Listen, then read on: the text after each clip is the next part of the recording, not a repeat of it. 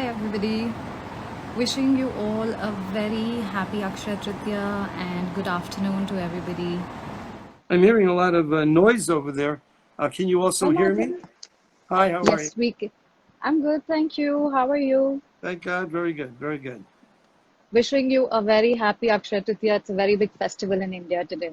Oh, fine, fine. I'm wishing everybody good health and they should stay safe and everybody should really pass through this strange time in good health with them and I know, I agree. So, Martin, there's been a lot of tension and noise recently in the diamond industry with the diamond prices falling on Rapnet in March 2020. And many people in the trade haven't understood the real reasons and many questions they have in their mind. So, we thought that we'd put this session across with you so it'll answer a lot of queries for people. So I would actually firstly begin with formally introducing you, although everybody does know you. Um, I would like to begin by thanking Mr. Martin Rapaport for accepting my request, for doing this live Instagram and addressing everybody's queries, whatever they have in mind.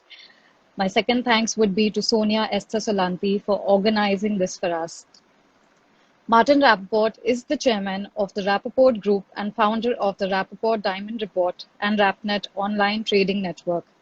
Established in 1976, the Rapaport Group is an international network of companies providing added value services that support the development of fair, transparent, efficient, and competitive diamond and jewelry markets.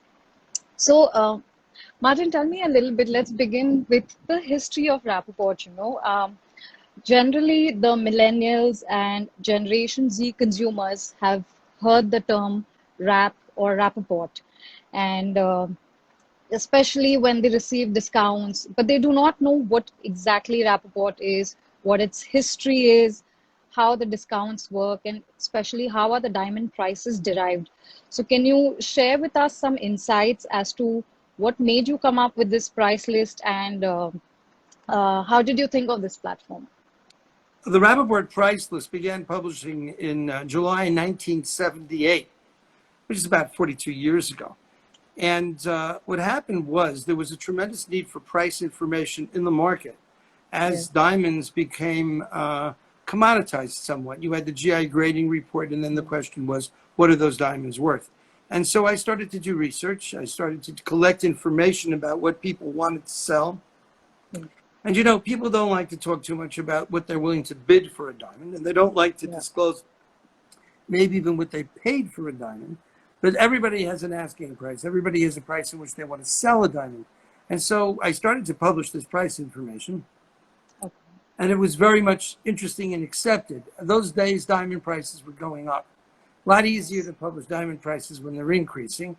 And you had an economic environment where there was high inflation, low interest rates, etc. But then in 1981, 82, diamond prices crashed. I mean, they didn't just plummet, they crashed. A 1 carat default was $66,000 a carat, and it came down to about $12,000 a carat. And so we kept publishing diamond prices even when they went down, and we were rewarded by being thrown out of the World Federation of Diamond Bourses, and we were thrown out of the New York Diamond Dealers Club. We were suspended, and I came back with a lawsuit charging the industry essentially with restraint of trade and with the Federal Trade Commission in the U.S., and I came back into the industry with a court order. So in some ways, we need to understand that the establishment of the diamond industry cannot tolerate honest information when prices go down. And I'm talking about 1980, let Yeah. alone this Very long. happens every time that we have to go down with diamond prices. Now, what is the diamond price list? How does it work? How is it made? Where does it come from? Well, I think it's important to understand that we apply a lot of understanding and information about the diamond industry when we do our work. Again, 42 years. So what happens is we look at the prices that people are willing to offer diamonds for sale. And that becomes our basis. But then we create a benchmark price. Now, a benchmark price is not like a transaction price. Transaction prices are all over the place. You might buy $10 million worth of polished diamonds in Moscow at a very big discount, and you might buy, or a retailer might sell one diamond on Rodeo Drive in California at a very high price. And so transaction prices are often bundled with all kinds of other conditions, like the terms of the sale. Is it 90 days credit? Is it 60 days credit? Is it risky? Is it not? Is it on memo? Many of the goods sold are on memo, where the jeweler requests a diamond, the diamond is sent to them, and then if the customer buys, they buy. If not, they return the diamond. Now, those prices could be 20% higher than the prices if someone walks into a diamond factory or to a diamond supplier or a dealer and says, I'll pay you right now, here's a check, I'm paying you for the diamond. So when we look at transaction prices, they can be all over the place. Asking prices, though, in a consistent environment like RapNet, do have a consistency that we can rely on.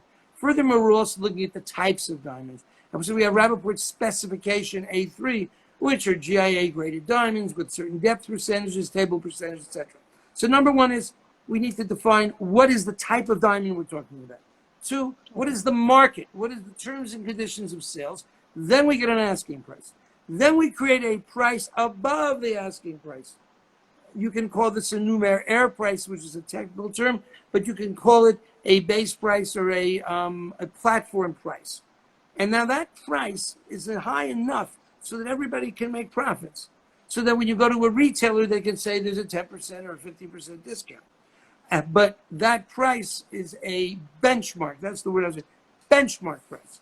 So when we're talking about benchmark prices, they are based on our opinion of asking prices. And then that benchmark price has relevance to all the levels of the market. Consumers use it, dealers use it, rough people use it, diamond manufacturers use it. And so that creates a standard of pricing that is used by the industry. Now, that benchmark price is very valuable because it allows people to have a buffer, a profit buffer, okay? The recent excitement in the diamond industry was when we dropped prices on the March 20th, and I have to point out that that wasn't based on what happened in the 5 seconds of March 20th. That was based on developments in diamond pricing going back to January and even earlier to see how is the price trend moving. And when we looked at what was happening in March 20th, we dropped prices not because of the coronavirus, really, but because of the dropping in prices up to March 20th. So it wasn't, oh, you're dropping prices when no one's trading. No. We're dropping prices up to what happened until March 20th.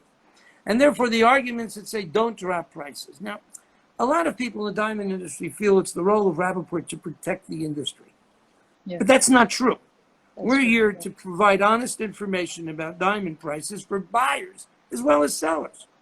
So when sellers say, what do you mean you can't drop price? Everybody knows the diamond prices dropped by March 20th. And it's funny, they don't even argue that. They say, you shouldn't have dropped now, you made a mistake. What kind of mistake?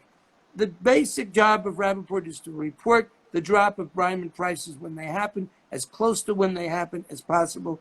So sometimes there's a delay because we see prices changing and we're conservative. We don't drop the price list so fast. But when we're sure the prices are lower, like we were on March 20th, then we drop them. Now, it's interesting to note the leaders of the industry and the many companies that are boycotting RapNet, etc., they say you should have gone back to the old price.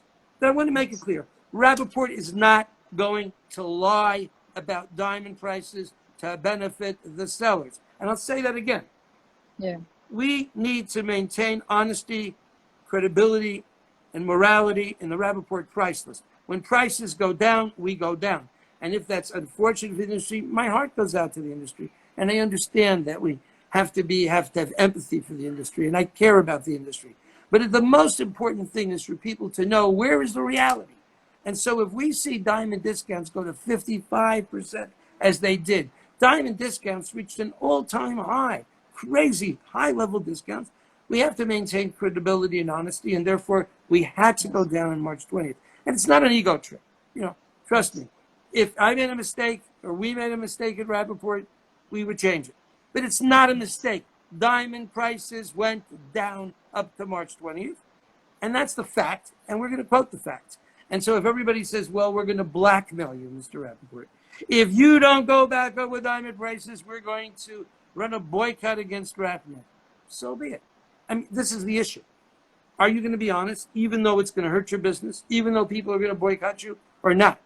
And the idea of Rapaport is we have our values. And our values about quoting honest prices are more important than anything else.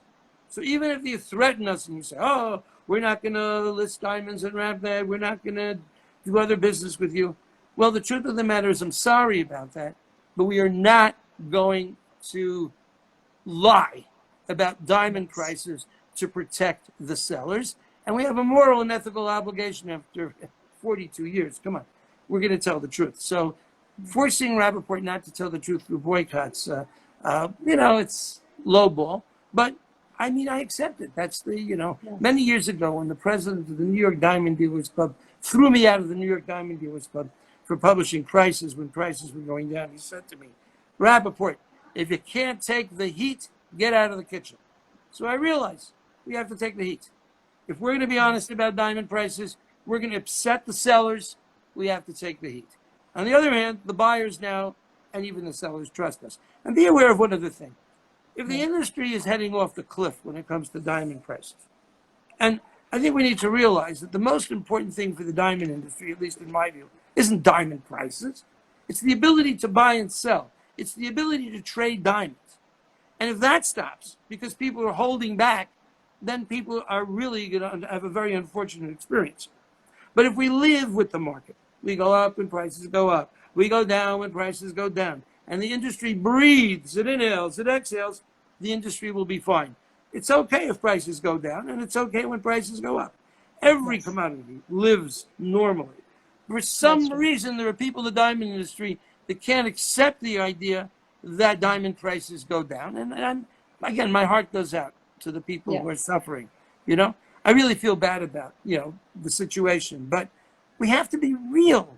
I'm not going to sit here and play music as people walk off a cliff and tell them, no, everything's okay, when it's not okay. I do believe that it is important for prices. If they do go down, we watch that, and then people trade diamonds at good prices. Because the other thing you need to understand, if prices go down, it motivates buyers. Yes. If prices don't go down, buyers say, I don't trust the diamonds. I don't trust diamond prices. So, the Rapaport benchmark gives a lot of confidence to buyers as well. It's a shame that people are attacking RapNet, which is their lifeline for sales. And we are going to be starting to do auctions very soon to get more liquidity into the market. So let's just say there's a lot going on. It's not easy to be Rapaport. And when it comes to diamond prices, we don't have any choice in the matter. We're either going to be honest or we're not going to tell the truth. And we need to tell the truth. Yeah, I agree. There has to be transparency in which you are offering at this moment. And you have actually always. But I've always been curious, how have you been as a child? Like, did you always want to be associated with the diamond industry? That's something that you dreamt of as a child. Tell us a little about your childhood. How was it like? Well, not really. I mean, I grew up, I was born in Miami Beach.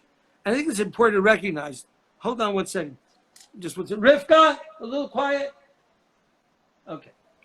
I grew up, my mother was a graduate of Auschwitz. Okay. She was one survivor of 100,000. She had no uncles, cousins, aunts, no family whatsoever. And my father was a survivor of the work camps. Matter of fact, they threw him out for dead.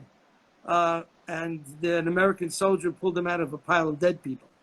And so these are very strong personalities.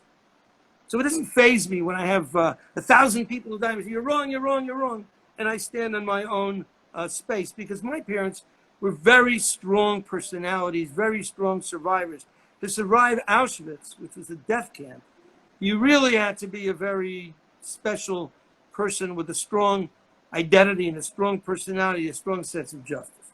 So I was grown up in that environment where anything was possible and you stood by your values without any question. It was a matter of survival. And then, I went to Israel when I was 16 and a half. I went to a rabbinical school, a yeshiva, learning Talmud, went to university, graduated university, and then I worked actually in the commodity business briefly, sugar trading, commodity trading. Interesting. And then I decided that I wanted to live in Israel one day. Okay. And Israel was the center, a very big diamond center then. And so I said, you know what? Let me learn how to diamond business. And I went to Belgium and I became an apprentice cleaver. Okay? And so I learned how to cleave diamonds, which is, in those days, they did it with 2 sticks with cement and a gas light. and you made a little groove inside the diamond, and then you put a relatively blunt knife and you went tick, and the diamond split along its seams. It Wow. wasn't like today where they're using lasers and everything for that. But in Yes. order to do that, you really had to develop an eye for the diamond. You had to look into the diamond and see what polished diamonds exist in the diamond. In other words, where's the piece of the rough that you can split off? And then you end up with something good. So it's like you're molding or sculpting, actually, a piece of diamond. And it's sort of like you'd imagine someone would take a piece of wood or a stone, and they would then sculpt it by scraping off and cutting off pieces to get the actual image of a face or something. So that I did for about a half a year. And then I worked with a wonderful person, Fivel Double, who was my mentor, who was amazing, amazing guy, and amazing man. And I worked with him nonstop. And he would buy all kinds of rough, and he would send it out to the factory where it would be cut. And then the polish would come back. So you'd see the rough, then you'd see the resultant polish. Then you'd sort the polish for specific customers. So I really got a good feeling for how the diamond industry worked. It took me about a year and a quarter of doing this. But then I came to America and started knocking on doors, like a door-to-door salesman, West Coast of Florida. And I was selling polished diamonds door to door. But then I was always, I had a degree in computer application information systems and economics. And then I was always looking at the differential analysis of diamond pricing. So how much is the difference between E and an F? How much is the difference between F and a G? How much between a VVS1 and a VVS2? How much between a 1 carat and a 2 carat? And so we found that diamonds exist in a certain space. So if I look at, for example, an FVVS2 diamond, it's got to be worth less than an FVV1. It's got to be worth more than an FVS1, less than an E, more than a G. And so diamond prices exist in a certain space, surrounded by other diamond prices, which means you can extrapolate them, you can understand them. And so I started to publish the first diamond prices. And at first they laughed at me. I think I sold 5 for 25 cents. No, it's 25 cents each. And it only cost me 5 cents to make the copies. So I had a 500% markup. I sold 5. I made $1.25 the first time. People were laughing at me. But then as diamond prices were going up, people were saying, please send this. Please send this out. And so I sent the information out, and I charged $50 for a year, and the thing took off. And it went well. But again, the responsibility of keeping to quote diamond prices when they went down became an awesome burden. It became a big challenge. And I had bomb threats. I wore a bulletproof vest for 2 years. It wasn't an easy time, not at all. And I was thrown out of the club. So, I understand that people who own diamonds, they don't want someone telling people that diamond prices have gone down. On the other hand, they do want to know what diamond prices are. So it's like a love-hate relationship with Rapaport. But I think also that rational people understand it. But I can understand, I have empathy for people who are sitting there, they're going to the coronavirus, Rapaport drops diamond prices. They have to take it out on someone. And so we become the scapegoat of the industry again and again. Same way in 2008, same way when we had the crisis in the Far East. It's just, we're sort of used to it, okay? And I feel bad. I really feel terrible, for the people that are hurt. But diamond prices is vital to understand what's going on. So, even the people who are hurt, then they come and they say, well, what can I sell it, and where are diamond prices? I think without a benchmark, I don't know, but it's possible diamond prices would even be lower because of the lack of confidence. So I've got a tough job, and it's not easy when diamond prices go down. And I'm not hating people, or we receive a lot of hate and a lot of negative energy, but our challenge is not to be negative and to recognize that the diamond industry is under pressure, and really to have empathy for the people that are in this terrible position. Diamonds are a heat sink. One of the characteristics of a diamond is that they're a heat sink. They absorb heat, and as a matter of fact, they put them in a space shuttle because of that. And I guess Rapaport's a heat sink. What can I tell you? We absorb the heat and the anger and the frustrations of the diamond industry when we go down with diamond prices, and we have to teach ourselves not to be angry, not to hate, not to take that negative energy and reflect it, but to absorb it as a diamond would. So, I love the diamond industry, and I love the people in it, and I believe that it is vital. Our services are vital for the industry. And I'm sorry that people feel hate and anger, but what can I do? I agree with that thought process. Moving on, what was the diamond trading system like before the Rapaport price list existed? Like, what are the challenges that you faced while setting up the Rapaport price list, and how did you overcome these challenges? Well, I mean, the first thing was that they were trading based on every individual item. So today, for example, if you were to look at a group of diamonds, there's an FVVS1, there's a GSI2, there's a this, there's a that, and you want to do one deal. You say, okay, I'll buy everything at 35 below or 40 below or whatever. It's very easy. In the old days, oh, no. For the FVVS1, I want this much money. For the GVS2, I want that much money. And it became very, how should I say, there's no standard. So when you spoke to a retailer, they said, well, I don't know how much you want for this stone and that stone and bundles of diamonds. So it was kind of difficult to trade. Now, the price list made it easier to trade when you were talking about bundles of diamonds or different types of diamonds. Another very big issue was that now the retailer had the same language as you did about the discounts. And by the way, diamonds aren't the only thing discounted. If you take a look at used cars or you take a look at a lot of other things, there are many price lists in the world for different products. So we're not the first people to have a price list or a benchmark price. Benchmark prices are very common, I'm sure in India as well, for computers or phones or cars or whatever have you. So that was an issue as well, that now there was a language. There was a way that everybody could relate to the same thing. And that created a lot of transparency, which created a lot of confidence and a lot of ease of business. At the same time, it created transparency. And the fundamental underlying issue when it comes to diamond prices is, does the industry want transparent competition or not? On one hand, transparent competition encourages people to buy and sell, makes it easier. On the other hand, people know what the price is, so you cannot charge too high a price, so your profit margins go down. And I think that when we look at some of these companies writing all these nasty things about RapNet and everything else, they're just dealing with the issue of transparent competition, And, I don't force anybody to use the Rapaport price list or RapNet or anything. But I think that transparent competition is necessary to have a functioning diamond market with liquidity. So if people don't want to do it, they want to price it, that's fine. We look at the world around us, and I think that the fundamental issue that we dealt with doing the price list was this issue of transparent competition. The industry didn't like it, but hey, the world's changing. There's Expedia. How do travel agents feel about Expedia? How do people feel about hotels.com or Airbnb? And this is way before. This is in the 1980s even. So the issues that we've dealt with are being dealt with now. But by now, people realize that you can't bottle up information. Cat's out of the bag.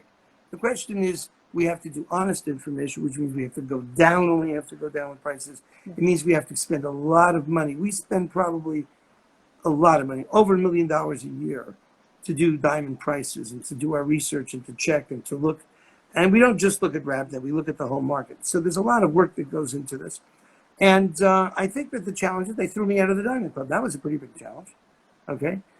So, we had to fight our way back in. But, after a while, people got used to Rapaport. But then I think there was a lot of people that are against transparent competition. And now with the coronavirus, they seize the opportunity to establish platforms like Stock Off, RapNet, and stuff like that. And so they established a boycott movement, which I think is quite interesting. At least someone can unite this industry. And unfortunately, it's me.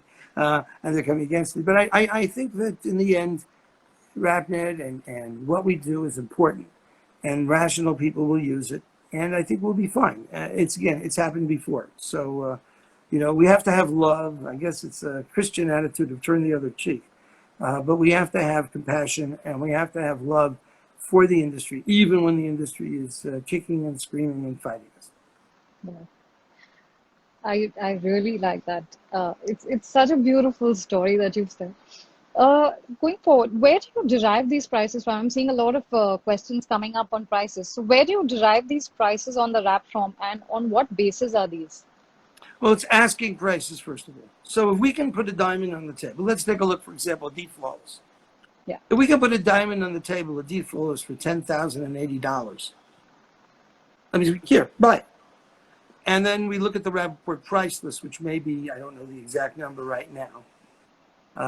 Then you say, whoa, where is this discount like? So we looked at the market and we said, look, and then we actually had a whole long description of everything, and we're working on something called honestprices.com, which we could let you know about later. You can see more information. But Right now, we're setting the discount levels to 30 to 40 below, with up to 45 below when we have the coronavirus situation. But that's a lot. That means it's a discount from the list, which means the markups are about 186%. Amazingly, even if we're 45 below, the diamond industry goes crazy when it goes to 55 below when we drop prices. So, they're wanting us to put up a benchmark price which is so high that it's fraudulent. So we base it on asking prices, the price at which we can put a diamond on the table, and we look at a margin over there that should allow for a reasonable discount so that everybody can fit under the umbrella. That's what it's based on. And we said 30 to 40 and 30 to 45. Now, at this next crisis, it's possible that we will not be able, because it may be over 45, and we're going to be moderating because the diamond industry right now has been closed. Now, the argument that said, oh, why did you go down? The diamond industry was not closed from January till March, but now it was closed. So we may be a little more conservative and allow the discounts to be a little higher. But as we develop, we are going to be dropping the price list or increasing the prices. So if people bid for diamonds better than 30 below, there's a bid. They say, I'm willing to go up. We'll go up. Nothing makes me happier than going up with diamond prices. So are you saying that the prices have been reduced because the market is slow right now, and they will eventually go up as the market picks up? No, not at all. I'm saying to you that until March 20th, there was a severe reduction in diamond prices, severe, 7%, which isn't, looking at the rest of the commodities, that isn't so severe. But prices actually went down until March 20th. What happened before March 20th? That's what I'm saying. So when you look at the March 20th prices that everybody was so upset about, they reflected the reality of the market at that time. Now, I don't know what's happening after March 20th. Very difficult. Do we think prices will go up? I don't know. We don't know. Well, None of us know of that. Look, on one hand, you think there's no way the diamond prices are going to go up. But if you really want to understand what's going on, right now there are shortages. India is closed. The market that's operating is Hong Kong. So Hong Kong and China are starting to wake up. China's just starting to wake up. Hong Kong is not doing that great because there's no travel. Now, the shortages are there. So we hear that Hong Kong, we hear that China, we hear that even Germany, the local markets are making somewhat reasonable prices. We track some stuff at 45 below, for example. So we see some action, very little, but some action. Now, what's going to happen? The great fear is what's going to happen when India opens up and about $3-4 billion worth of diamonds flow out into the Hong Kong market, into the other markets. The United States is going to take a while. The United States is not going to jump in 5 minutes. But I think that China, hopefully, they don't have a second, we just heard they closed another city, they don't have a second relapse, I think that China is going to be pretty good, at least for the 30s, the under the carrot engagement kind of goods. So we're hopeful there. And I think that we'll see what happens. We are planning an auction on April 18th, I believe it is, with Delivery Hong Kong. And that auction will then show us some transaction prices, and we'll get a better feeling for the market. We'll see what happens. But I'm not saying, oh, don't worry, everything's going to go back up. I don't know. And I would think people should be bloody careful about that. Now, there is a benefit that Indians' banks are extending their credit. And so the pressure to sell is eased. And I think that's very good. And generally, I'm not a fan of Indian credit because I think it created all the problems with rough diamond prices being unsustainable. But right now, it's very necessary. So I think the pressure on Indian firms to sell hopefully will be gentle. I think that the question right now is demand. We know that India is talking about, oh, we're going to stop the rough imports, and that's okay. And I think it's a great idea. I think buying rough now is not wise. Buying polished is wise. Okay. Yeah. Don't buy rough. Yeah. Put your money into polished. But the banks, can help. I mean, it's the government. It's Prime Minister Modi saying, let's ease off. And I think that's responsible. I think it's a good idea. But I'm not telling anybody, oh, relax. Everything's going to be. I can promise you, there's a new normal. It's not going to be the way it was. That's clear. Okay. So we got to think about not so much the prices. We're going to think about, can we continue doing business? And one last thing, the key challenge for the diamond industry, the number one challenge is, are diamonds a store of value in troubled times? Now, if diamonds are not a store of value, they're just kind of luxury product like shoes or handbags, then I think we in our generation have sold the diamond industry short. And that goes everybody. That goes the bears market. I think that the mining companies have gotten into this greed mode of trying to turn diamonds into a luxury product, and they have forgotten about the idea that diamonds are a store of value. We must make sure we have liquid markets. Now, what the value is, if it's lower or higher, is irrelevant. The issue is, does the diamond industry have the guts and the brains to stand up behind the product? So when there's an auction, will they buy the goods and say, we support polished diamonds? And that's going to be the ultimate challenge as we come out of the coronavirus, to say, do we support the idea of diamonds as a store of value in difficult times? Now, I told you, my mother came out of Auschwitz. Her life was saved by a few pearls she had in her hand when the train arrived. So think about the idea of diamonds when you give it to a woman you're getting married, or a guy, I don't know, it's gay world. But what's happening there? Is the store of value an issue? Or a diamond just some kind of little sparkly thing? And if it's just a sparkly thing, give her CZ, give her flowers, give her synthetic diamonds. So the ultimate challenge for the industry is to stand up behind the product. You can attack Rapaport if you want, but it's not about Rapaport. It's not even about prices. It's about an industry that believes in its product and stands behind it. And that's the challenge that we're going to confront. I've been seeing you so passionate and about your business and work. Tell me one aspect of the trade that you love the most and why. I love the fact that we are actually celebrating people's lives.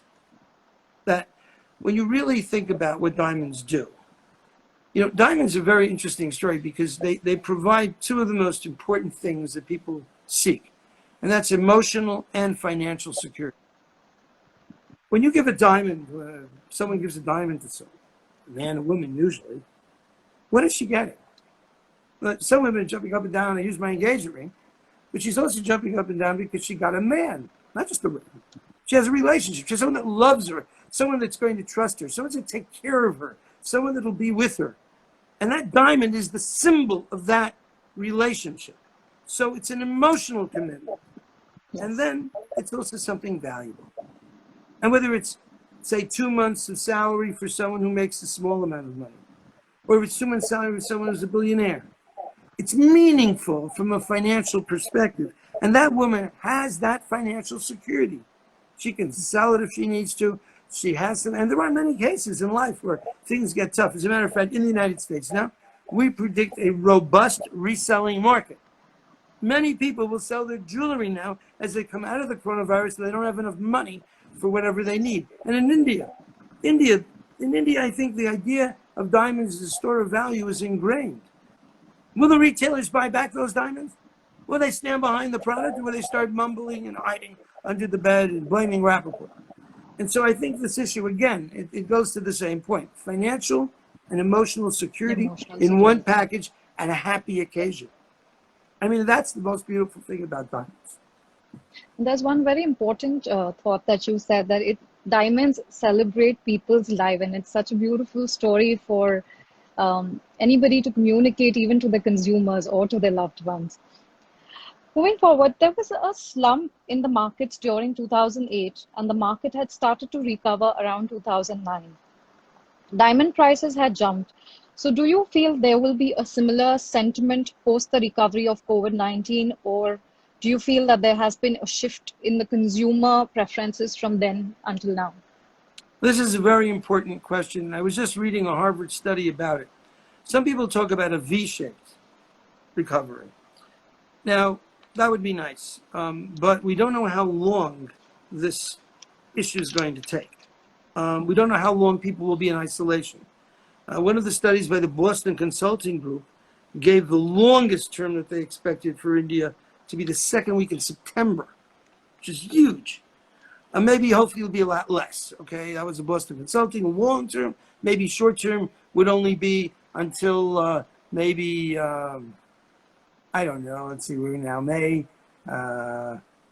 Talking May. I just read something today that they're talking about extending that till June at least, especially for Mumbai, for Maharashtra, the hotspots in Maharashtra. So that might mean that you have that downward movement, and then it goes along, which gives you a U. Okay. And it's like a flat U. That's another scenario that I looked at and studied, and it looks like we're more in a U than we are a V. I also think that there's another scenario which is not so good, which is we were in an L-shaped recovery. We go down and we Yeah. stay down. I mean, well, yeah. Now, there's a lot of things happening. And I think what we really want to understand, first of all, 2008, and also you can look at the financial crisis in the Far East that took place when the baht in Thailand went down. There's a number of cases here where this has happened. So you had a V-shaped recovery pretty much, but don't forget, rough prices went down 50% after the 2008 debacle. And then they give it, and that's important because, and I'm still calling for rough prices to go down 50%, by the way. Now, why? Because it gives people profits. I trust diamond manufacturers and polished owners to protect their profits. I mean, if they're so angry at Rapaport, they should be able to protect their inventory. So just because rough goes down doesn't mean everyone's going to just drop diamond prices. So what happened was diamond prices in rough went down. Profitability came back into the industry. When profitability came to this, people started to market, they bought inventory, they sold, and the machine started itself again. Now, coronavirus is another story. It's a difficult story because here we're dealing not just with the financial problems, and not just the initial financial problem like a crash in the market, but we're dealing with continued financial problems as small businesses go out of business, as people can't buy or shop or whatever. Now, what it is doing, though, it's creating a new reality. Everybody's digital. Here, I'm talking to you now digital. All the shows have been canceled. And so I think we're starting to see a new world developing, a new opportunities developing. It's not just digital marketing, it's digital relationships, it's digital communication. I also think that as people exit the coronavirus isolation, more people will get married. People are realizing, I think the Tinderite generation, I call it, they're starting to realize that there's more to a relationship than a one-night stand. Agreed. And that they want to have deeper, more meaningful relationships. And that speaks to the purchase of diamond engagement rings, if in fact diamonds are a store of value, I guess. So there's a lot of opportunity here. I think we have to rethink our whole business. The way I describe it is, digital revolution or evolution was working as a steady kind of a curve. But now we've gotten into Star Wars warp speed. And you push the button and we change, and then boom, we stop. And geez, we're someplace else. You're not in Kansas anymore, as they would say in Alice in Wonderland. And so now we're going to be in a different world. They shook up the whole business. I don't know what Signet's going to do, but they're with their market caps like 500 million, 400 million, depending on the day. And they owe $2 billion in debt. They shut 3,000 stores, 2,000 other stores. You got to start thinking, what's going to happen to these people? And then you got to think about the impact on the industry, because you're going to have a whiplash effect. Because if they're not buying, it's one problem. What are the people going to do with the diamonds? But if they're going to be selling it back into the market, whoa, baby. So now we have to recognize that it's going to be a different market. In my view, the last thing to worry about are prices. The number one thing to worry about is consistent trading and the movement of goods and liquidity. And that's where Rapaport's going to be focusing now on creating liquidity for diamonds. Because whatever the price is, a floor, a confidence level. And I think that will happen, because I'll tell you, I believe in diamonds. I don't necessarily believe the diamond prices are correct today. I think that rough diamond prices are wrong. Even I think they're evil, because they take all the profits away from the millions of people cutting diamonds and selling diamonds, okay? And I think the idea that diamonds are a luxury and only a luxury is also, it's a bad, bad way to build the diamond business, and to ignore diamonds as a store of value. It's a fundamental strategic mistake by the industry. To advertise fashion instead of engagement rings, fundamental error by the diamond industry and this DPA guys. We have to go back to basics. Anyways, what's going to happen? 2008 V, maybe a U here if we're lucky, maybe an L, followed by a very strong idea that diamonds are a store of value. Because if we can make diamonds a store of value, they should go up like gold. And to me, if there is a liquid market, people are saying, well, do I invest in the stock market? Do I buy bonds and get negative interest rates? Do I trust banks? And so we have to position diamonds as something that people would look at and say, yeah, you know, with all this stuff going on and all this uncertainty, best I have some diamonds on the side. But only if it's an honest pricing, only if it's an honest liquidity, only if there's a fair trading market, which is what we're working on. So in some ways, we're like against the industry because we're pushing transparency where they don't want it. On the other hand, we may end up having a big role saving the industry is if, in fact, people have confidence in diamonds as an investment. So it's going to be a very interesting thing. But the test will be to the industry, not Rapaport.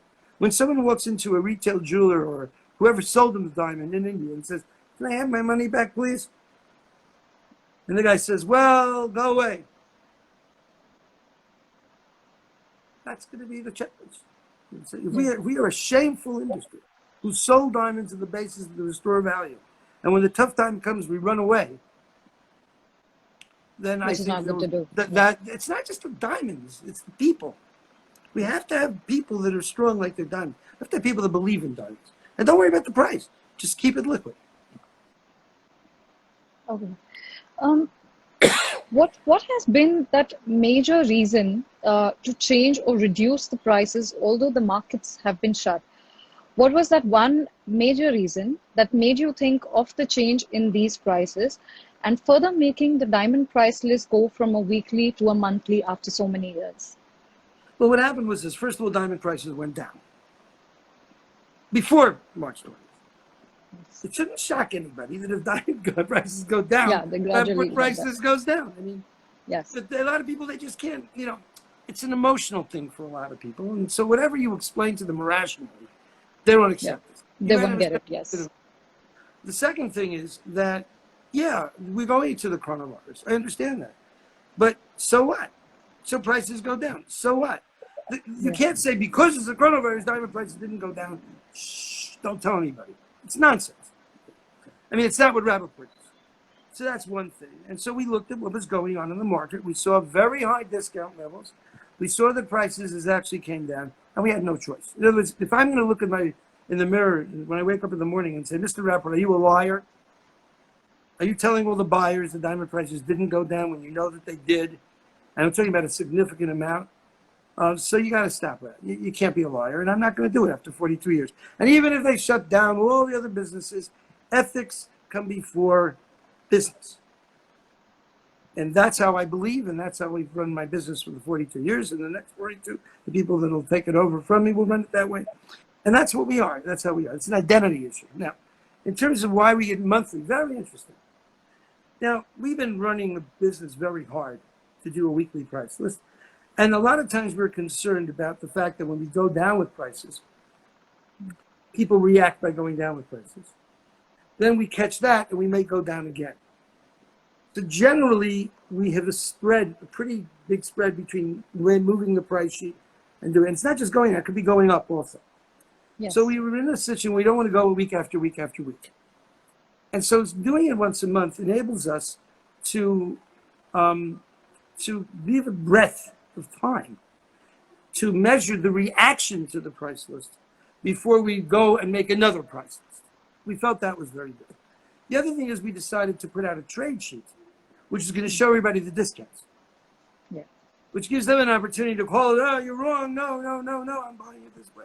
But no, the discounts are not true or whatever. So it enabled us to give more opportunity for feedback.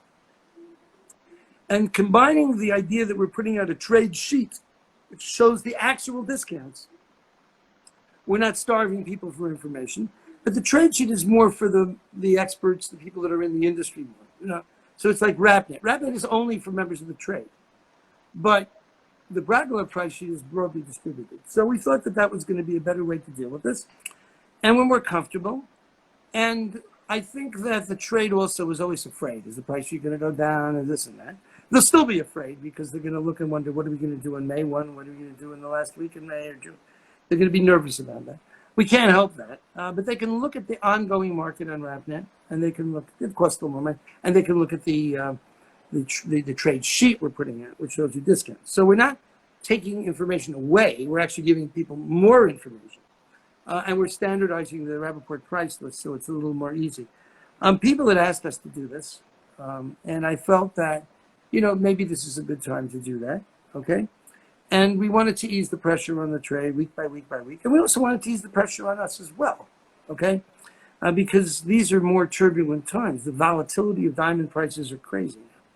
It's very jumpy. Even a Yes. little bit we're seeing now. So we want to be relaxed. We want to do things correctly. We want to be very careful about what we're doing. So continuing from there, the China markets have shown signs of recovery and consumer demands seem to have increased. According to you, what kind of an impact will they have on the diamond market? Having said that, what according to you will be impact even in India, which is one of the largest cutting center and huge and has a huge number of employment here? Well, first of all, I think the issue of China is very important, and it is coming out, but it's coming out from a very, very low rate. It was stopped. It was zero. And so now it's starting to wake up.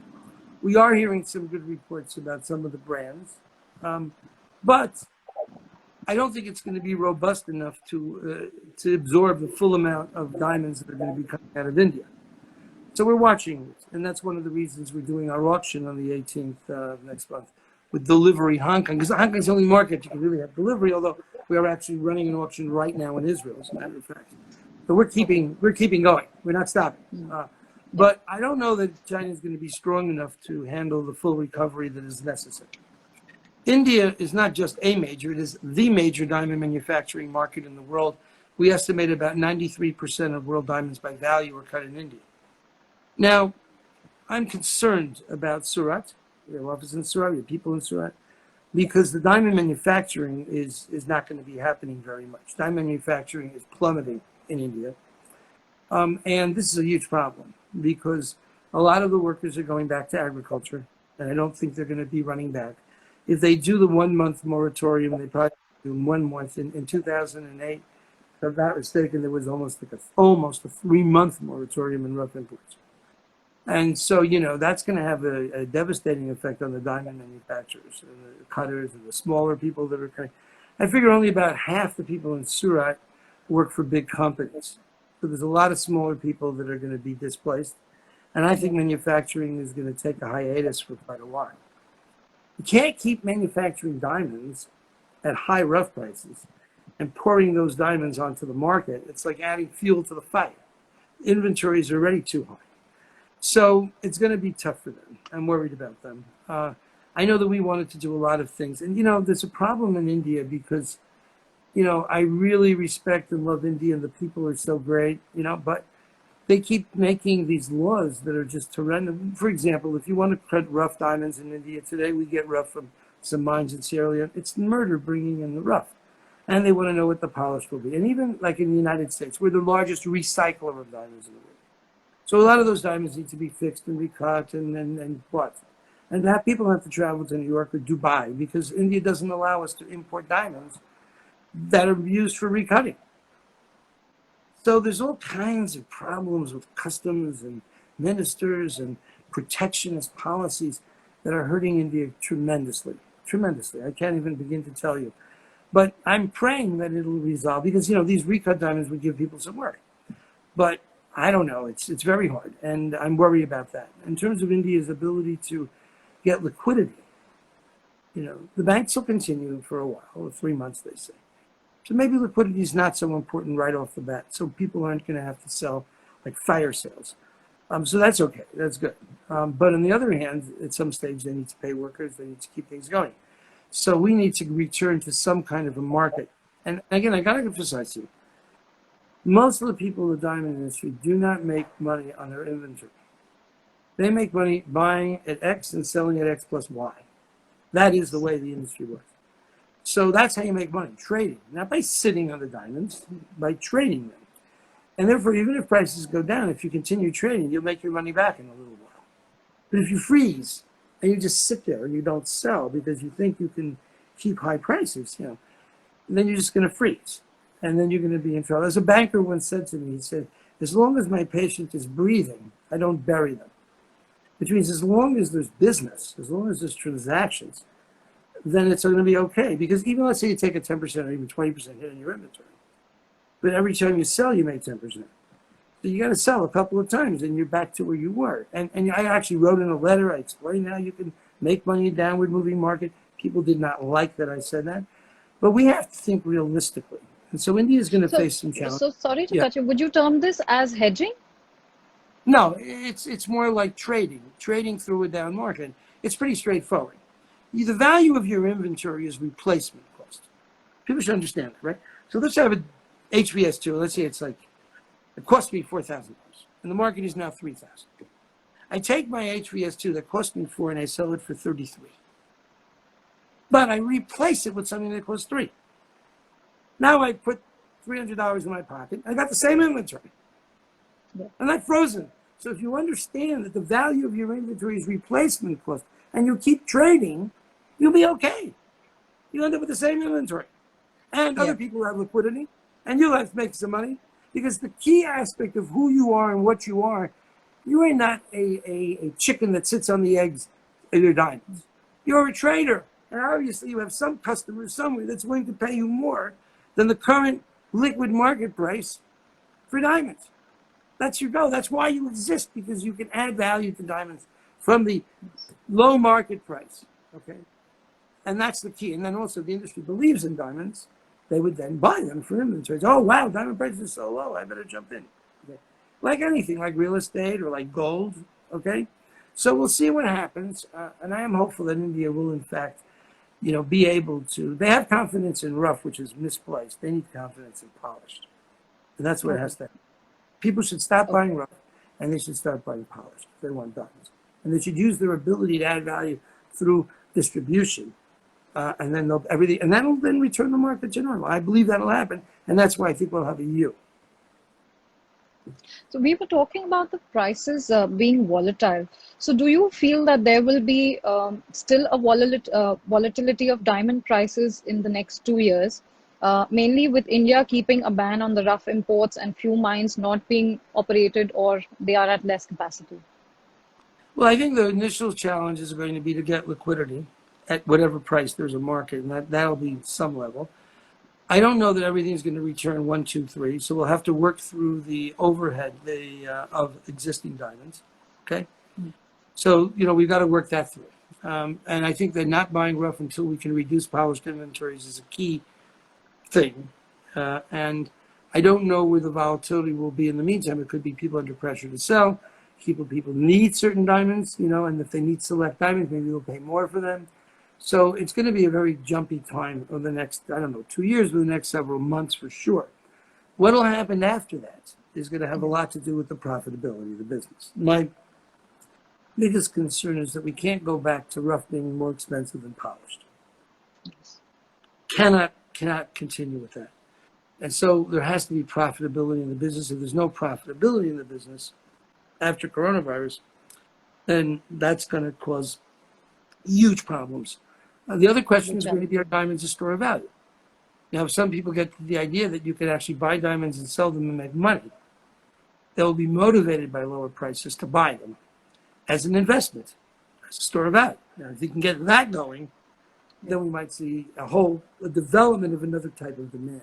But if we're just luxury, I don't know where luxury is going. Are luxuries, I don't know if luxury is a V, a U, or an L shape, because I don't know how important all that ostentatious consumption is going to be in a post-coronavirus world. Social values and norms are changing, and diamonds need to be able to reflect that. So I'm not a big believer in this luxury diamond game, and it's only because the mining companies want to make even more money for their diamonds. They have to stop screwing around with the diamond industry and trying to make prices higher. They have to make a nice, stable story of diamond demand. Stop trying every day to figure out how they can push prices up. It's time to go down with prices in the mining company to increase profitability in the diamond manufacturing and, more importantly, the diamond dealing sector. How many diamond manufacturers do you think there are? Big companies, okay. 100? But there's 1 million people making money with this diamond industry. Yeah. So the skewing towards manufacturing is not good. And I'm glad, and certainly, so we're going to stop manufacturing for a while. We can start concentrating on the polished. Since we were talking about miners, do you feel that there will be, in your opinion, how can we increase more engagements driven that are between the diamond miners, cutters, traders, and retailers? I think the diamond miners should just buzz off. They put us into this terrible situation of excess inventory. They put us into this terrible situation of unrealistic prices. The nicest thing they can do now is to simply go away for a while. Okay? And now they're very problematic. They may want to, now they should advertise, yeah. If they want their diamonds to be worth something more, they should get out there and advertise engagement rings before they lose the whole shebang. They're chasing all kinds of silly little bracelets and earrings and $800 synthetic diamonds. It's pathetic. It's actually, I would term it as stupid. The key to the diamond industry is the diamond engagement ring. You lose that and you're done. And the diamond engagement ring also implies store of value. So it's time for these guys, if they're going to spend any money on advertising, to get rid of their addiction to luxury and get into the store of value and engagement. The other issue is the rest of the industry. The rest of the industry has to work together. And I'm all for together. I know together against Rapaport, together against Rapaport, which is okay, I guess, but together to come up with a rational way to sell diamonds and distribute diamonds. Now, we already have it. Look, a lot of the people in New York make their money on memo. So a jeweler, he looks for something, he sees something on RapNet or another trading network, he says, I want that specific diamond. He gets it Federal Express, he shows it to the customer then buys it or doesn't buy it, and the business goes on.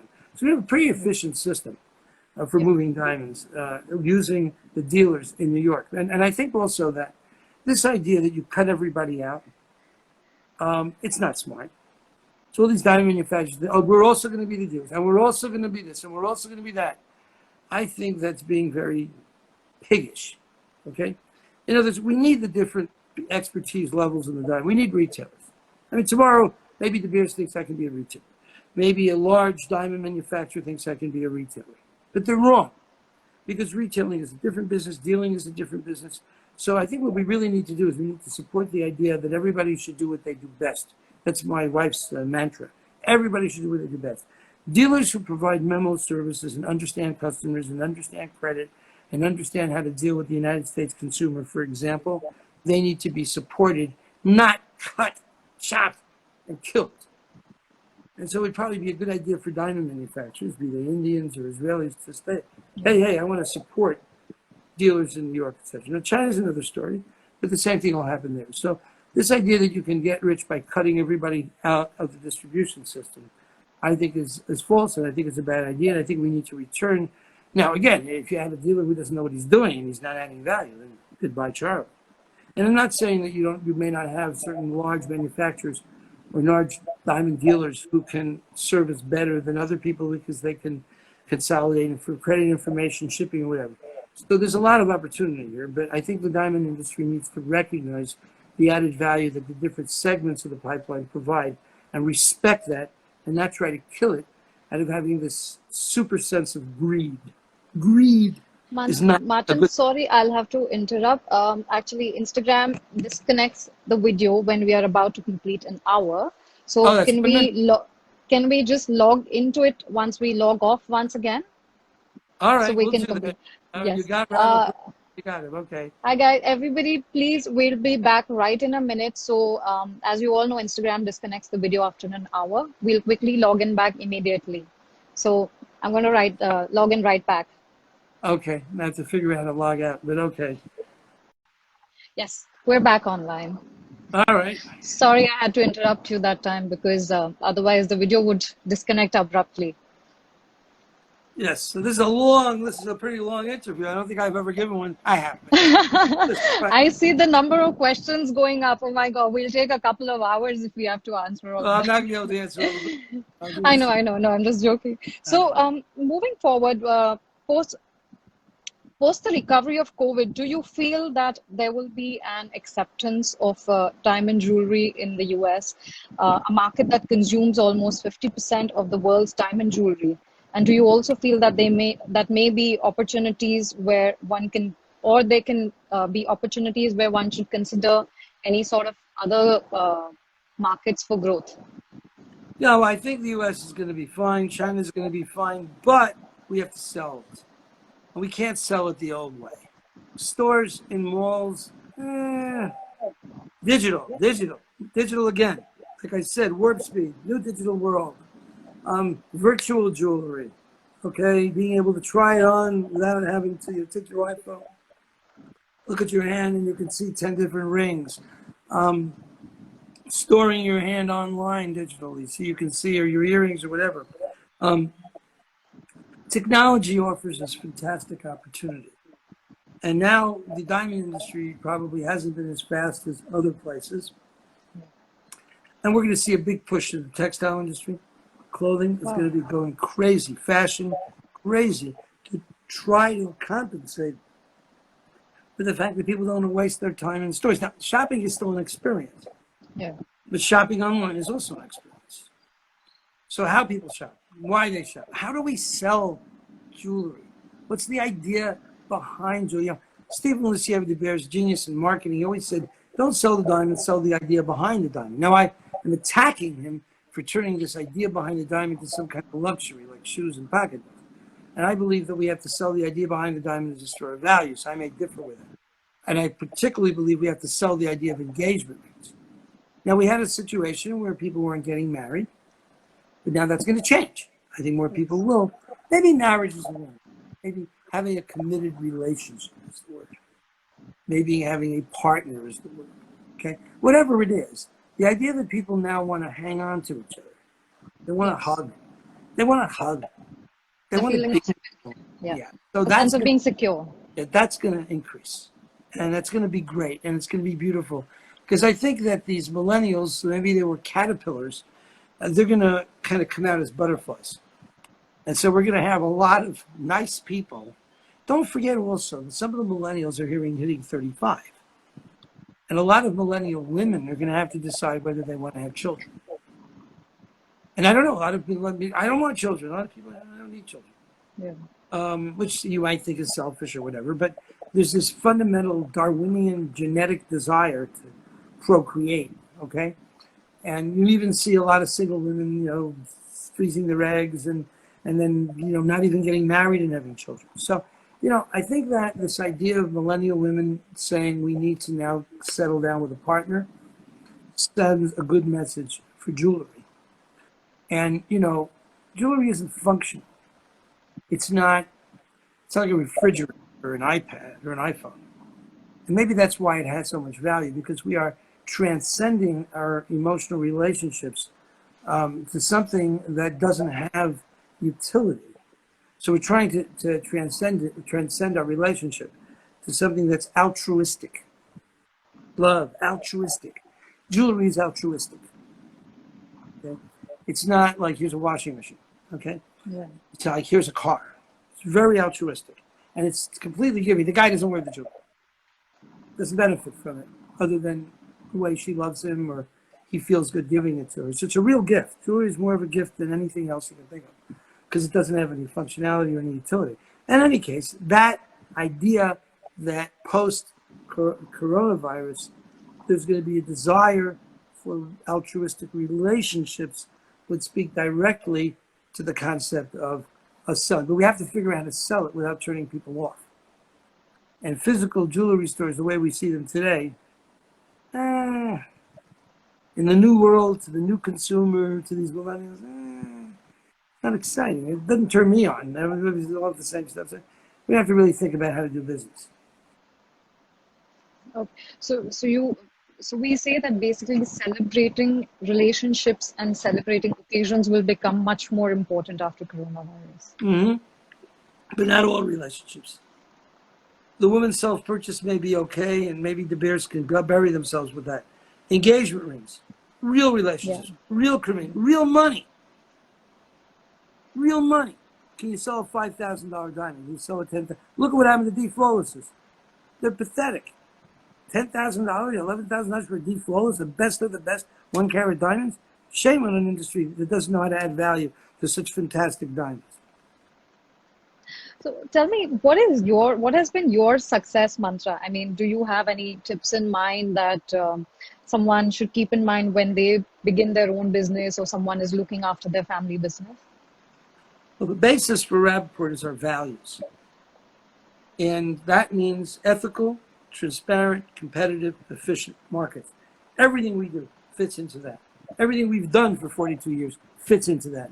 I was asked to speak in San Francisco at the nerd conference, I think it was called. And what you had there, you had about 200 people. 100 people were programming guys, showed up with torn jeans. And the other half of the people were venture capitalists and private equity investors who showed up with suits and ties. And they asked me to speak about disruption. Because effectively, when we did the first diamond price sheet, we introduced disruption to the diamond industry by having pricing standards that, where they threw me out of the club because it was disrupting things.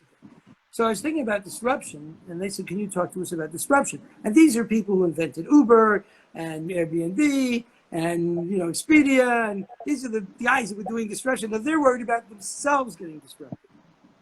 So I said to them, listen, the way in which you can fight disruption and you can survive disruption by having values, and staying with your values.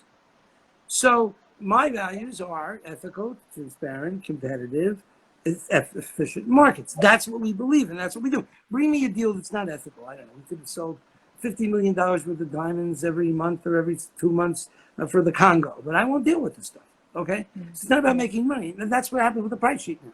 So we go over the price sheet. I'm not going to work with that. I don't care. I mean, I care, but I don't have a choice. So if you're going to say ethical is your first value, you better well keep to it. So then this guy says to me from the audience, he says, that's nice, Rapaport, but how do you pick those values? How do you find values? I say values take things that won't be disrupted. No matter what happens, you stick with them. You can find such values when you start your business. And you stay with them, even through the toughest of times, even through boycotts, even through whatever, you'll be fine. That's how you deal with disruption. Because you just stay with your values.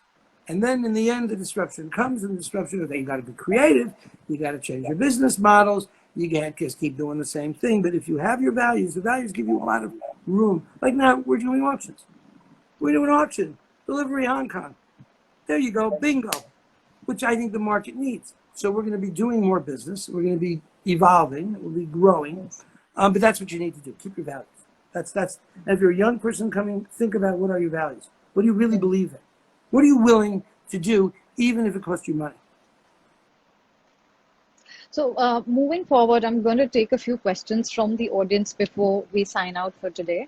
In your opinion, what is the future of the diamond industry, especially in 2021? What, according to you, will be the rough and polished diamond prices?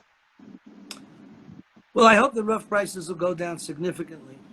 And the reason is because we need profit in the diamond industry. And if rough prices stay unrealistically high as they have been now, no one can make any money. So it's like these guys sucking all of the liquidity, all of the profits out of the business, and then everybody just running on like a treadmill, like a rat, like a mouse on a treadmill, never being able to get off, never being able to make money. So I hope rough prices come down by about 50% and stay down for a while so that we can flush profitability into the industry. The number one thing the mining industry needs to think about is profits of their customers. If they don't pay attention to the profits of their customers, they will and deserve to go bankrupt. Let me make that clear. So if your customer, if you have a dominant, strong position, and I think that Alrosa and De Beers control about 60, 70%, maybe 72% of the world's rough supply. And if they don't worry about the profits of their customers, then they deserve to go out of business. And they will, because if you keep prices that high, you're just hanging everybody. So that's number one. Whether or not people will buy diamonds at overinflated prices, that the Indian government has got to stop giving credit to people who buy rough diamonds that are too expensive. But let's leave the rough alone. The real challenge is going to be in reinventing the diamond message, focusing it on store of value, focusing it on engagement rates. So if that happens, we'll be fine, and we'll start to pick up. And if we have to resell the diamond dream, a young girl thinking one day I'm going to meet a guy, he's going to give me a diamond. If we lose that, we're over. The diamonds are going to go the way of bowler hats or, I don't know, fax machines. Okay? So we need to focus as much as possible on the diamond engagement ring and make sure we're 100% solid there. And then you can talk about earrings for your anniversary. You can talk about nice diamond bands. In the United States of America now, there's a recycled business. Hundreds of thousands of diamond bracelets are out there at ridiculously low prices. All that's going to have to clear the market. The most profitable segment of the diamond industry today isn't manufacturing or buying newly manufactured products. It's buying recycled products in the United States. So we need to clear that. So I think that if we give consumers confidence that their diamonds are really worth something, whatever it is, we're fine. If we don't, we're just not good people. We're selling you diamonds, and then when you want to resell them, and we sell you with the idea that it's store value, Yeah. then we run away. So I think that we'll be fine as long as we stay true to the value of diamonds as a store of value. That's what I think. So, have you ever felt that the reaction of the Rapnet clients lately that has been with the diamond prices being fallen, is it understandable that this kind of a reaction was, did you expect this sort of a reaction from them? I didn't expect this level of irrationality and hyper emotion. We saw it in 2008 when the World Federation of Diamond Boards said, no, diamond prices didn't go down, even though they obviously did. Okay? We saw it in many times before where there were, crises. So, we thought people would be a little more rational. Okay? But then again, my heart goes out. People have inventory, and then you have Rapaport telling you your inventory or your price list is not telling you your inventory. The price list goes down, and you're kind of relying on this price list to give you a margin. But you can't pig out. If it's 55% discounts, there's no credibility to the price list anymore. So you have to be realistic. These people have to let us do our job. Now, you want to punish us for telling the truth? Okay. What can I do? That's diamond industry's family, and when your family is emotional, or what can I tell you? So there was a lot of hate and anger. I think some of it was developed also, promoted within the industry by people who are against the idea of transparent liquidity. Like one guy, this is our chance. Let's get rid of Rapaport. Now we can get rid of Rapaport. It was interesting to read things put out by people like the president of the International Diamond. We must reduce Rapaport. We must get rid of Rapaport. So, that's emotional. I don't think it's very rational. But we'll see what happens. Look, I said to Savile, I said to the head, the CEO of Rapaport, I said, look, we have a good product. We spend millions of dollars a year to build it and do it. Let's see if it's really a good product. And I'm not against other trading networks. I think that it also forces people to be more transparent. But I am against the idea of boycotts. And that starts to become very, to build it on it. But, it's family. Family goes crazy in tough times. And you got to just kind of have compassion and patience and not respond in anger. And then to me, it's a personal emotional lesson. People are attacking you and stuff. And you need to just, take it and just not get angry, not punish, but just say, okay, I understand. I'm sad. I feel bad for you, and just move on. But I don't think we made a mistake. I do it again, and I'm afraid that I may have to do it again if diamond prices continue to go down. We will follow the market, and if people like it, if people don't like it, I mean, look, buyers like it. So, could you imagine if you're a Chinese buyer and the Rapaport price list doesn't go down, and you say, I'm going to wait for the price list to go down before I buy? Yeah, there's two sides to the coin. And I guess a lot of the diamond people who are so upset, they just can't see beyond their horizon of we're sellers. They can't put themselves in the shoes of the buyers. And, I guess that's a certain level of immaturity in the market, but what can I tell you? That's the way we are, and hopefully people will get over it and things will get better. And I see we're already seeing people coming back to Rapnet. I think that Rapnet will provide a lifeline to many of the companies to be able to reach buyers in China, for example, especially smaller companies. Because, the bigger companies, they can do their own thing. They can have their own salesmen. But for smaller companies to make connections, Rapnet really saved the Indian industry in 2008 by giving people a lot of connections that they were able to sell to. And the market's going to change in China, too. A lot of companies closing, new companies coming up. They'll be on Rapnet. So, we're a lifeline. And, you can be angry at the lifeguard, and, you can say, oh, I'm not going to use Rapnet. And, they can find better ways. Competitive world. And when I say one of the values is competition against us also is Your group has made great money by Indian manufacturing industry. Is this in this tough time, are you doing any CSR activities and paying back to the society in any way? Well, I would think that the great money we've made hasn't been that great, you should understand. Okay? We provide GIA grading service to India before the GIA, which enabled people to make money. We provide RapNet where people make probably 10 or 20 times what they pay us for the membership fee. Okay? So if you've got this idea that RapNet is ripping off or making great money, we employ 90 people in India. We provide what I consider to be a very high level of service at pretty low margins, okay? Very low margins, in fact. As a matter of fact, when we look at what's going on with India and working in India, right now about half of our reserves are in government, taking 3 years to reimburse us for, what do they call it, withholding tax. 3 years. So India is not such a great profitable paradise for the Rapaport Group. In fact, we make more money elsewhere, a lot more money elsewhere. And we provide the products that are great. Now, we have always supported the charities that we give to, and we do give to charities in India. But right now, I would say, given the way the manufacturers are pulling off of Rapid and attacking us, okay, we love India, and we've never fired anybody, okay? Like Sati, our CEO of India, okay, she started working for us for something like $70 a month 17 years ago. She now is the CEO of Rapaport India, running the whole entire operation. I'm proud of that, okay? And we support women, we support growth, and that's what we do in India. But, giving back is important, and we do that. They may not like to hear this, but by providing honest pricing information, we're absolutely helping it, even though you may not want to hear about it. But we have social responsibility programs that we do. We implement them, and we take care of our employees, even during tough times. No one has been furloughed at Rapaport.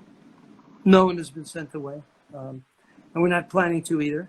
Okay? It depends how things change. But I think that we also put up with a tremendous amount of difficulty operating in India. We don't bribe people. We just don't. And therefore, in many instances, it takes a long time for us to get permits or other things. Yeah. And we play it straight. But India is not, it's ridiculous. We would like to send diamonds for recutting in India. We can't do it. We would like to offer diamonds for sale in India in our auctions. We can't do it. So we find a lot of, why are we offering our auctions? And we support dozens of Indian companies who regularly buy recycled diamonds out of the United States. And we have to spend a lot of money to do this in Dubai. Why? So, we could do more for India, I think, if the government regulations were more favorable. Okay. But I do have a sense of responsibility, first of all, to our employees. And right now, there's no income, just expenses.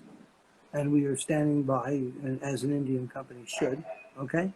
And we are finding good ways to provide additional and added value services to our customers. If we can get you to sell your diamonds at good prices or at liquid prices, I think that's a wonderful service that we give India. But having said that, can you tell me a little about the initiative that was taken in Sierra Leone? There was also a story around the peace diamond, so can you tell us a little more about that? Everything was very interesting because, look, first of all, and I should say that one of the ways we try to support India is by bringing in buyers groups.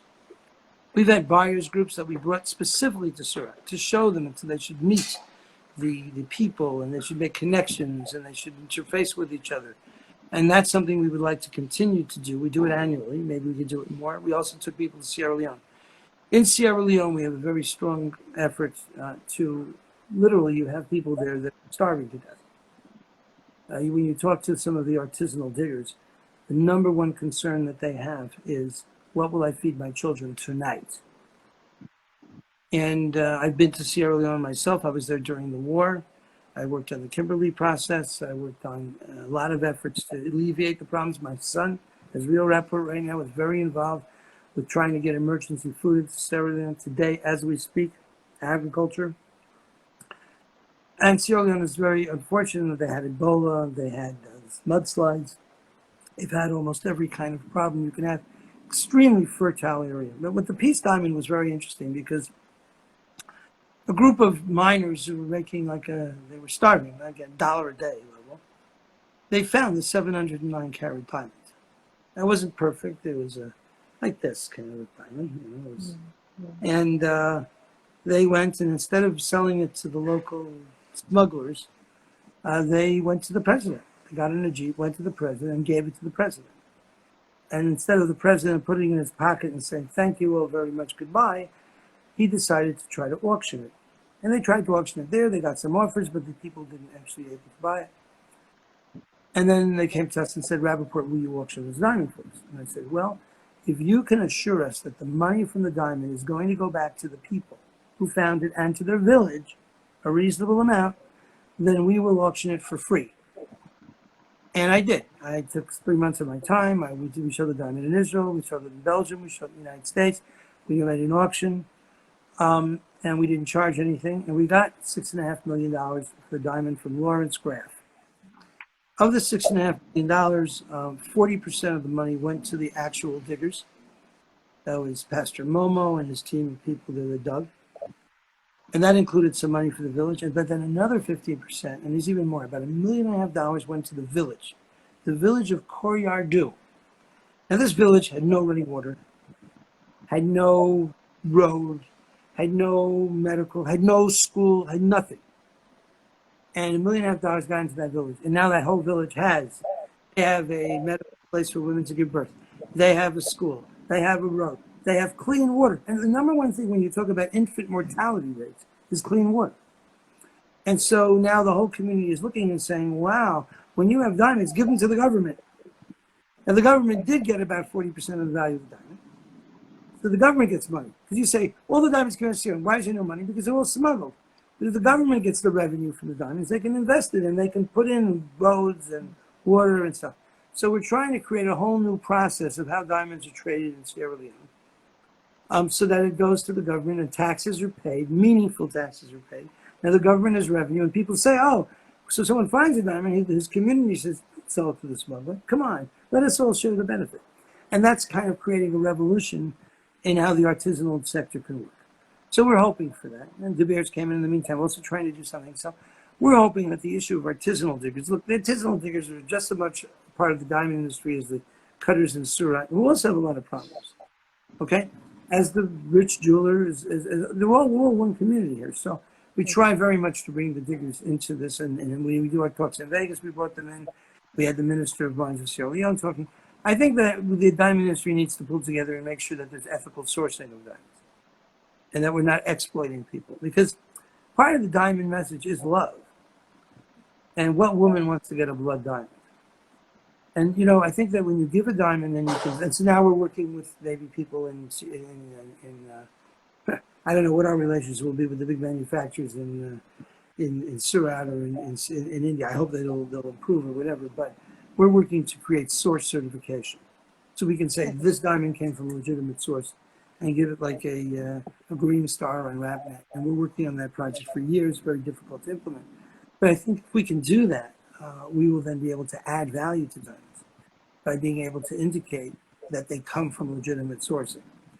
And then people are going to say, I want to buy one of those diamonds. And now, I believe the government also helped them get electricity in that village. There was no electricity there as well, right? Yeah, well, I actually came down with my wife, and we turned on the first lights, and it's based on solar energy, because there's no way to run the wires. There's no grid. You're literally in Sierra Leone, you're off the grid in a lot of these villages. So there's a video of it. I came with my wife, and we went, my son, we went to the village, and we installed the team installed the first solar panels, and everybody got lights in their home. The school got lights. And I was there when the first time they turned on lights in the village. It's the first time ever. How lovely. That's right. It's very nice. I know, that must have been a fantastic feeling too. Yeah. When I was seeing the video, I was emotional myself. Yeah. And I was like, what a beautiful feeling the people over there must have had. So I'm going to take the last two questions. Diamonds are a luxury purchase for most, and prices of none of the luxury products have gone down globally or put on sale. Or maybe diamonds are a store of value, in which case gold prices have gone up. Don't you think it's completely wrong to only follow statistics available through your sources and completely ignore the optics from a consumer's point of view and the negative effect it will have on our industry, especially in times like these? I think that's a very interesting question because it shows a very high level of denial. Number one is all the brands are in fact discounting right now. As a matter of fact, if you really want to see some serious discounting, we're running an auction of jewelry, some of them branded, on the 5th and 6th of May. And you can bid. The retail price is there and you can bid. You can bid maybe 30% of the retail price. You'll probably get it. And I would suggest that you go online and you see if any brands are in fact discounting. They all are. So that's the first thing. The second thing is gold went down and then went up. There is no such thing as something that just goes up and never goes down. So if you can be real with consumers, honest with consumers, they'll have confidence in your product as a store of value. But if you lie to consumers when the price goes down, say, no, the price didn't go down. You're a consumer, what do you know? That's not so good. But even more so if you're an investor. You're talking about diamonds being a store of value. I mean, someone's got a bunch of money and they're saying, I'm going to put money in gold. Could you imagine if you didn't know the gold price? Who would invest in gold? Who would buy gold? And you saw gold go down sharply, go up sharply. It didn't stop people from investing in gold. This misunderstanding, this illusion that diamonds never go down, and that's what's necessary to have consumers buy them, I think it's just, kindergarten stuff. It's silly. It's not true. It's not the way the world works. Certainly investors are not going to invest in something that doesn't give them honest pricing. Now, the fact is, if diamond prices go down, yeah, they'll say, let me buy this right now. It's a good deal. So let's see, real estate, that doesn't go down. Gold doesn't go down. I don't know, what other stocks? Nah, they never go down. It's nonsense. I don't want to be insulting and say this is stupid, but it is stupid. Things that are investments go up and go down. They breathe. They are normal. The illusion that diamonds never go down is a silly lie, and it doesn't help anybody believe that they're a store of value. Okay? Reality and honesty are the key to having a confidence in investing in diamonds. So the last question I'm going to take from here is, do the wrap list is intended for consumers, B2C? There's Belgium Diamonds asking me this. Yeah, I think the price list itself is available to consumers. RapNet is not, so there's a difference there. But, many years ago when diamond prices came down, there was a company called IDC in the United States which published and said that the wholesale prices of diamonds were much higher than they actually were. They were actually lying to consumers. And the Federal Trade Commission and the Justice Department of the United States said, Rapaport, your price list, it's out there. It says, yeah, our price is twice that in the wholesale market. Because this guy was saying price in the wholesale market. I said, absolutely not. Can you prove it? I said, yes. And so I went down to Bay City, I think it was someplace, and I testified for the United States government. And the head of the IDC went to jail for about 17 years. And we got about $8 million or $7.5 million from the insurance company to pay back to consumers who had been ripped off. And so one of the things about Rapaport, we're not going to stand up for ripping off consumers. If you want to rip off consumers, maybe you should be selling toothpaste or something, but not. So we are not going to deny consumers or investors the opportunity to get a hand on. Again, there's big discounts, okay? But they have to have some list that they can use to see what's actually going on. Okay, so yeah, we believe that diamonds and consumers should get along and that there should be reasonable price information available to consumers. The last question, because this question is cropping up again and again. What are your thoughts about lab-grown diamonds? I mean, lab-grown diamonds are a fraud. I mean, essentially what happens is this. There's going to be production of lab-grown diamonds without any constraint. You can crank them out, which means that the price of these diamonds are going to simply reflect the cost of cranking them out, plus a small amount. You can go into Alibaba if you want to see the price of these things. Now, what happens? So these guys come along and they say, oh, you can buy a natural diamond, or you can buy a synthetic diamond. They're the same thing. But they're not, because synthetic diamonds don't have any scarcity. They don't have any natural scarcity. So the rise of synthetic diamonds will go the way of synthetic emeralds and synthetic rubies and synthetic sapphires, which will go down to $10 a carat, $100 a carat. Now, but the guy's paying $30,000 right now because he thinks he's getting a good deal because the guy who sold him the diamond doesn't tell him that it's not the same thing in terms of scarcity. He just tells him it's the same thing. So this is a fraud.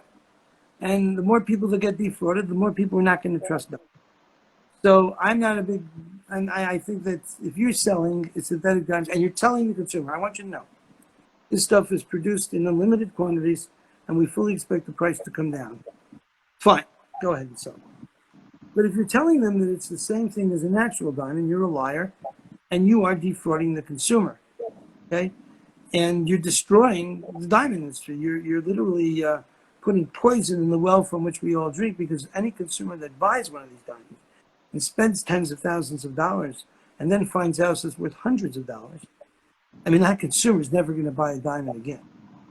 So it's a short-term, greedy, unethical way to trade off the reputation of diamonds. And I believe it should be discouraged. The fact that people don't discourage it, it depends how it's sold. Why not sell cubic zirconia? I mean, well, why not sell Swarovskis, crystals? They're all good products. But to sell it against diamonds, to ride that trail, it stinks. And I don't believe it's the correct thing to do. But then again, this is our diamond industry. You got the top guys doing this stuff. So, it's just tough. It's just tough. It's a family. And at some stage, you have to kick people out of the family. Well, thank you so much, Martin, for all Sure. your time. I know we've taken a lot of your time today. I heartily really would like to thank you. And I know we have more than over 100 questions, but guys, I'm sorry I'm unable to answer everything. But I know Martin has answered a lot of them today for us. I would also like to thank Sonia for helping me putting this together. So, Martin, thanks a lot, and wishing everybody a very happy Akshaya Tritiya from everyone from India. Thank you. Thank you very Have much. a fantastic day ahead. All the best. And I also wish everyone in India good health and a Thank you. swift recovery to the diamond industry as well. And I hope that, I love you guys. I know that it's tough, but please understand that we really do love our communities, and especially the people in India. So we wish you all the best. Thank you. Stay home, stay safe. We'll all in this together and we're going to fight it out. Thank you. Bye.